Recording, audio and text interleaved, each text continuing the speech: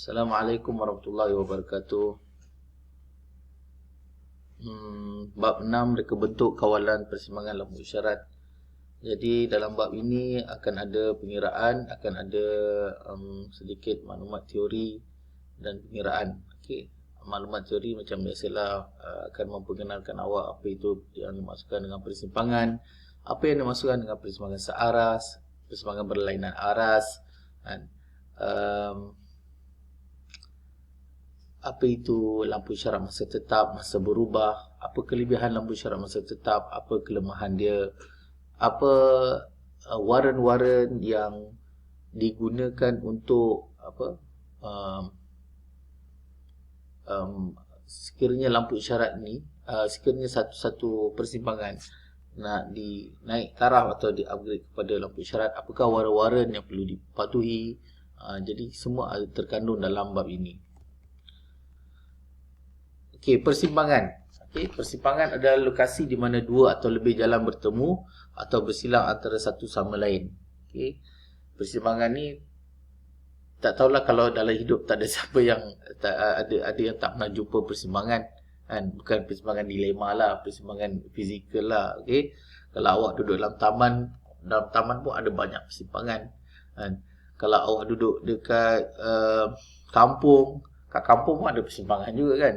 Celah-celah nak keluar jalan besar pun akan ada jalan-jalan SS kecil, itu juga persimpangan.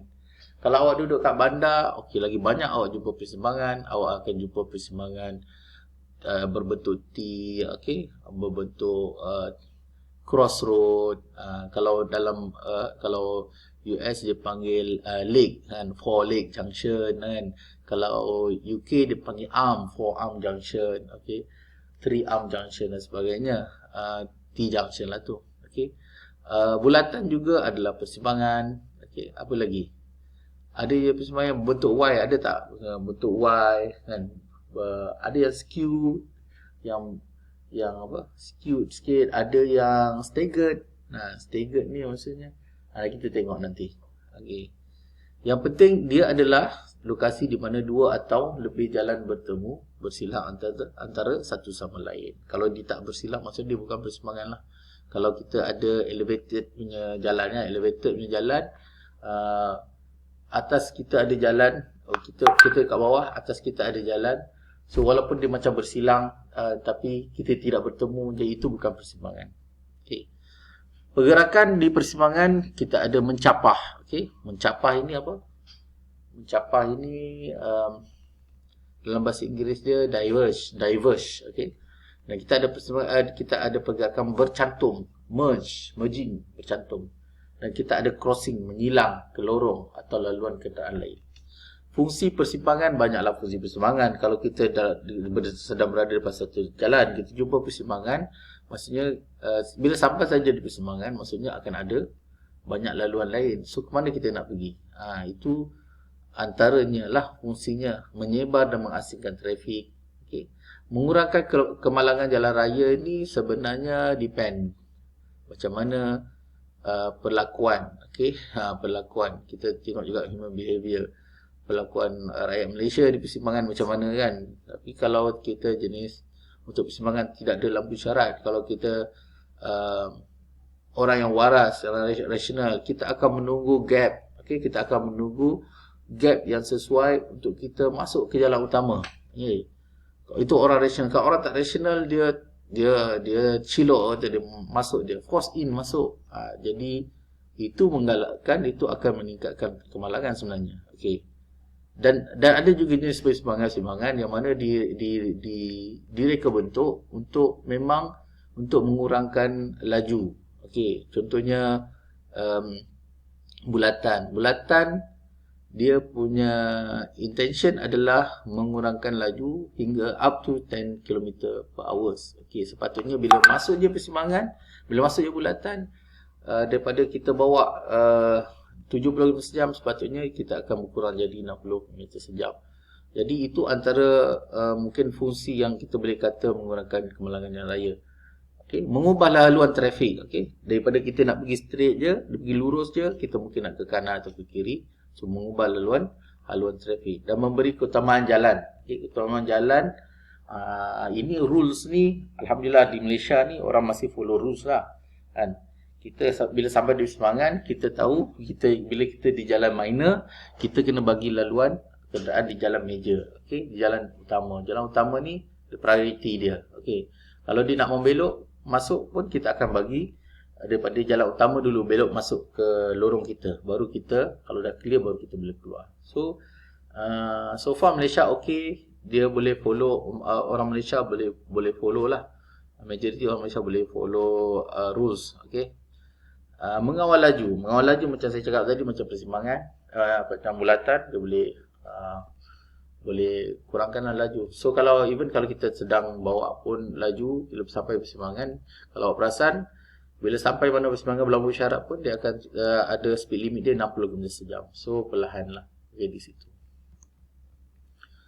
Okay, ini yang masukkan cantum dari kanan. Okay, cantum merge dari from right. Okay, merge from left. Okay, mutual merge. Okay, cantum bersama.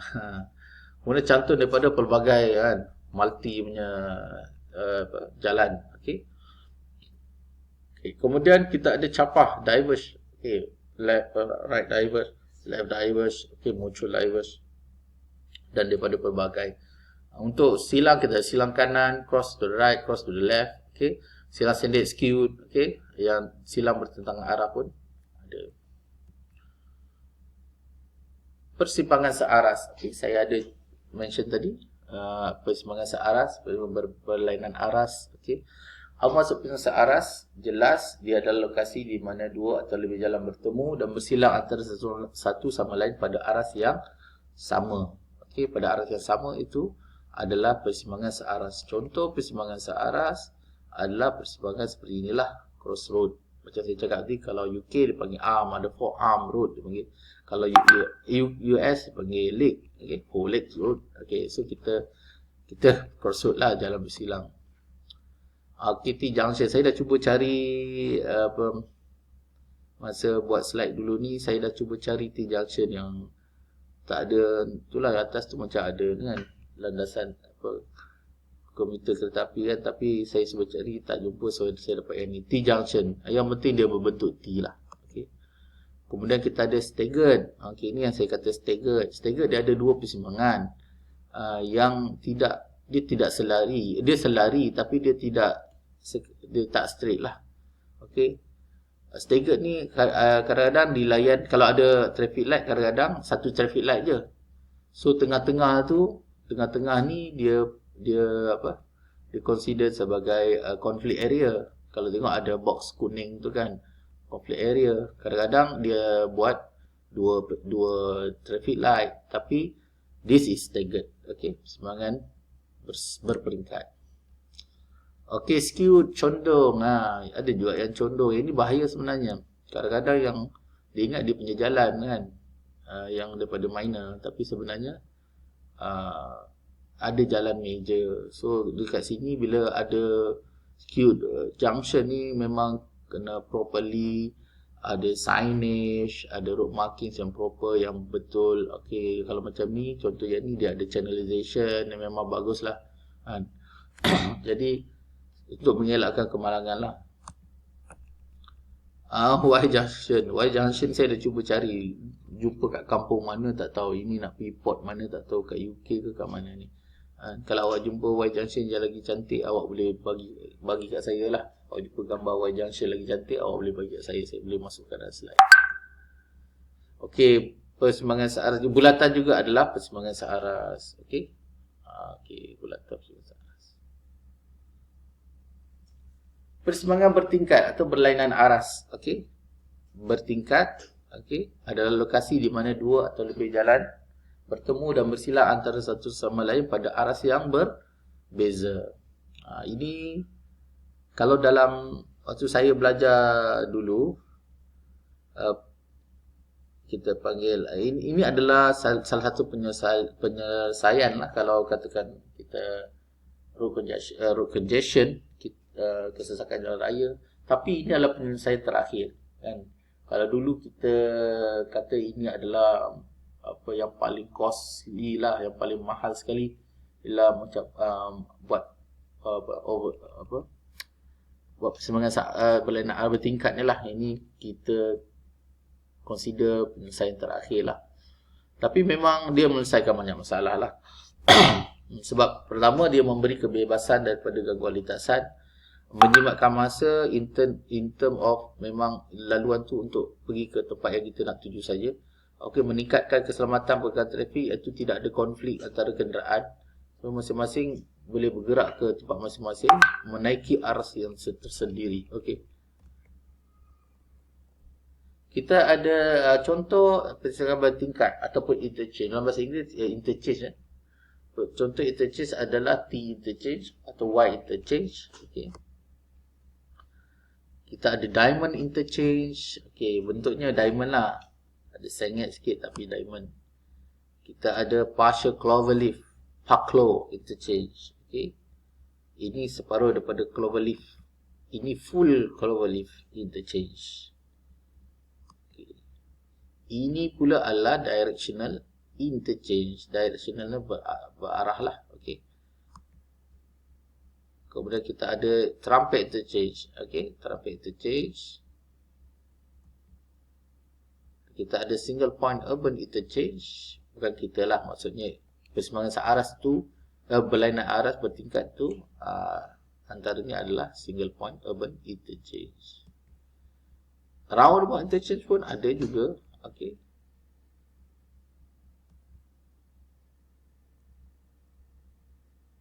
Okey. Sebelum kita pergi ke sini, okey, saya nak bagi satu task yang mudah pada korang.